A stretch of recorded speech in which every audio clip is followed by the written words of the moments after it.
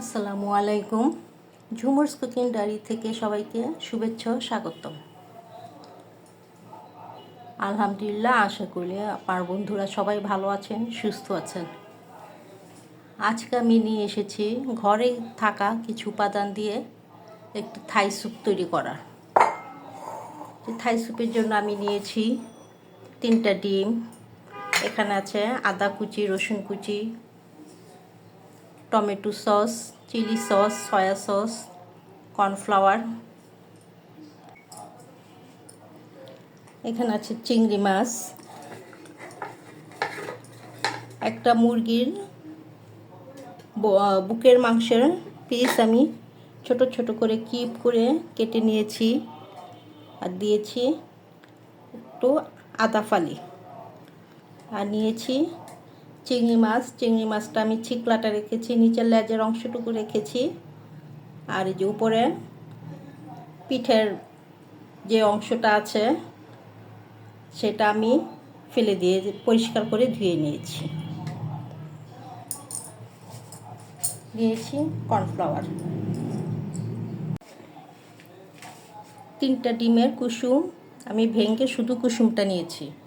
এখানে একটু সাদা অংশ থাকবে না, তাহলে স্যুপটা ফেটে যাবে।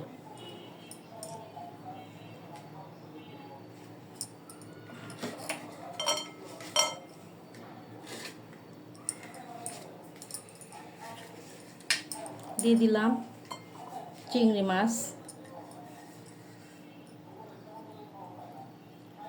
মুরগির মাংস, আদা ফালি,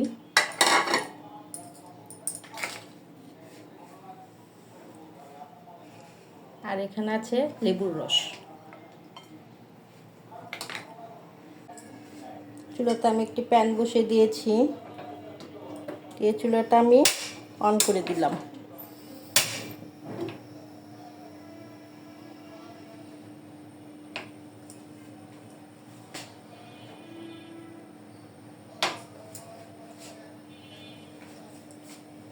এখন কড়াইতে আমি দিয়ে দেব একটু সাদা তেল, রান্নার তেল আর কি।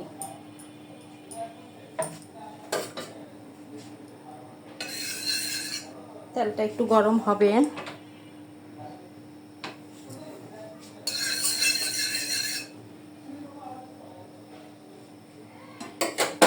তেলটা গরম হয়ে আসছে, এতে দিয়ে দেবে একটু আদা কুচি, একটু রসুন কুচি,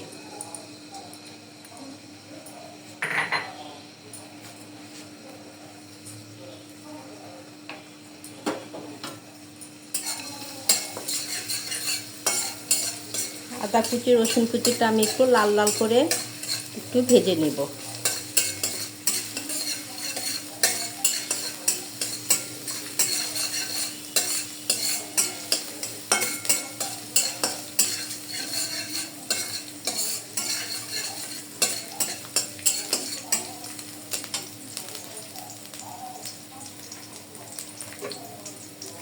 দিয়ে দিব স্বাদ মতো একটু লবণ, যেহেতু সয়া সসে লবণ থাকবে তাই লবণের পরিমাণটা আমি আবার দেখে দেব।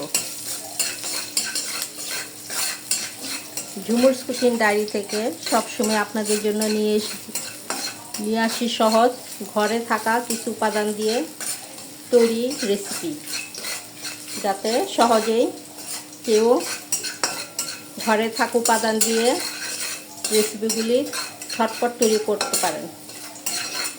আমার আদা কুচি রসুন কুচিটা একটু লাল হয়ে আসছে, এটা আমি দিয়ে দিব কিউব করে রাখা সে মাংসগুলি।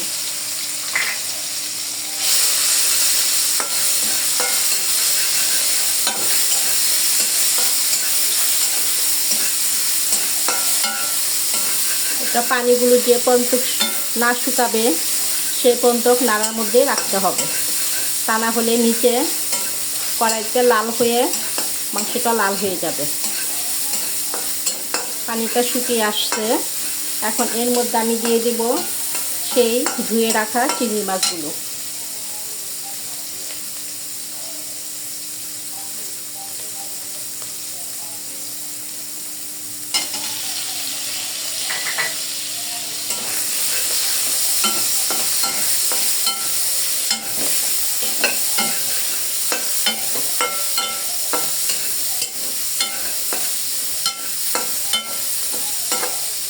চিংড়ি মাছগুলো একটু লাল লাল হয়ে যাচ্ছে। এখন দিয়ে দেবে এখানে একটু সয়া সস।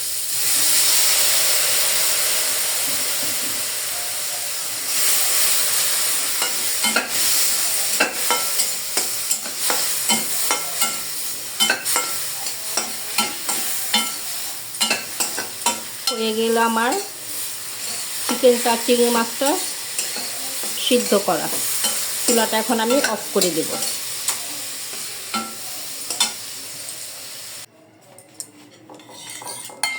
আমি এখন ডিমের কুসুমটা ভালোভাবে ভেঙে ফেটিয়ে নিচ্ছি।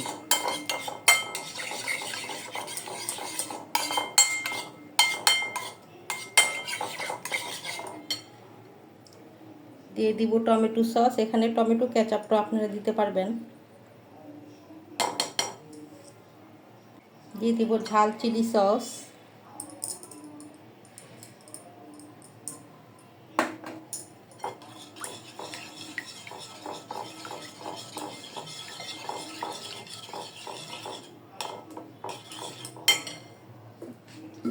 দিয়ে দিব সয়া সস। সয়া সসটা পরিমাণে কম হবে, কারণ আমি চিকেন আর চিংড়ি মাছও সয়া সস দিয়েছি।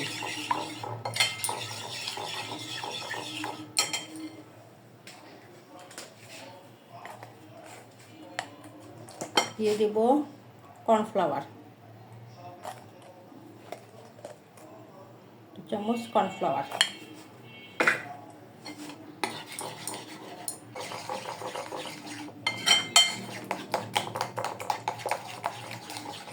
কর্নফ্লাওয়ারটা ভালোভাবে মিক্সড করতে হবে, তা না হলে এই দানা দানাগুলি থেকে যাবে।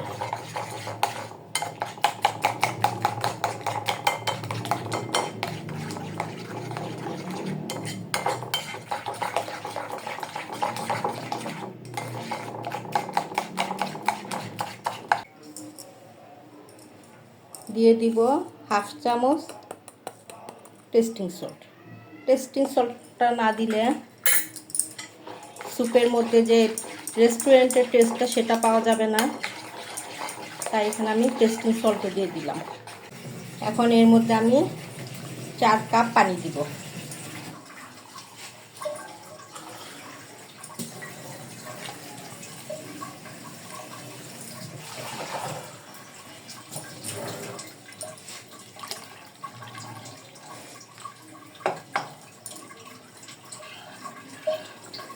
আমার পেলাটা ভরে গেছে, তাই পানিটা আমি পরে আবার প্যানে দিয়ে দেব।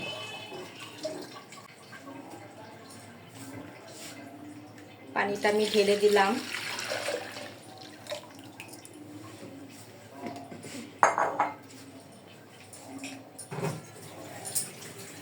বাকি যে 1.5 কাপ পানি ছিল সেটা আমি এখন দিয়ে দিব।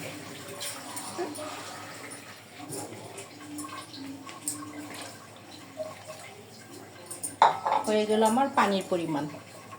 এখন আমি চুলাটা অন করে দেব এবং এটা অনবরত নাড়তে হবে।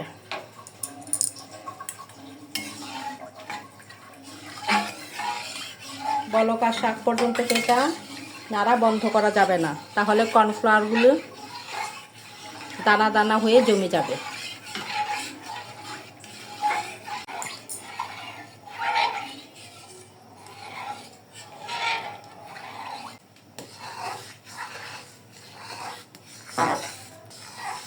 বন্ধুরা, আমার স্যুপটা বলক উঠে গেছে। এই তো দেখেন কালারটা কত সুন্দর হয়ে আসছে। আর 4-5 মিনিটের মধ্যে হয়ে যাবে আমার স্যুপটা।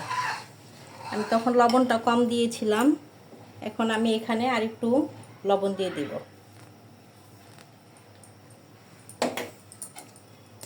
বলক আসছে আমার স্যুপটা। আমার স্যুপটা প্রায় হয়ে আসছে বন্ধুরা। এখন আমি এতে দিয়ে দিব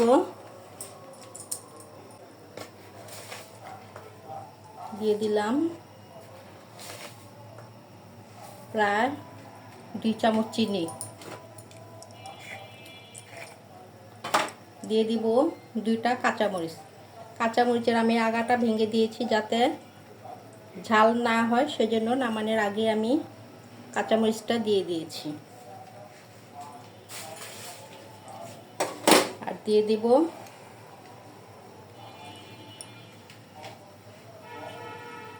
একটু কালো গোলমরিচ পাখি।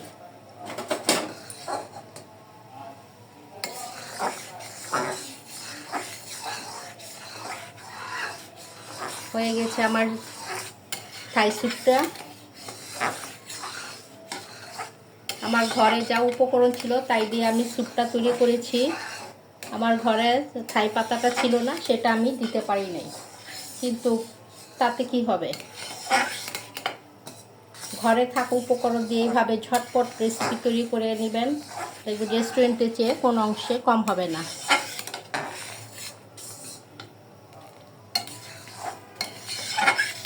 আপনারা কে কোথা থেকে আমার এই ভিডিওটা দেখছেন সবাই লাইক কমেন্ট করে দিয়ে যাবেন, কারণ আপনাদের কমেন্ট পড়তে আমার খুব ভালো লাগে। আমার পাশে থাকার জন্য সবাইকে ধন্যবাদ। আবার দেখা হবে এরকম সহজ কোনো রেসিপি নিয়ে। সবাই ভালো থাকবেন, সুস্থ থাকবেন, নিজের যত্ন নেবেন। আল্লাহ হাফেজ।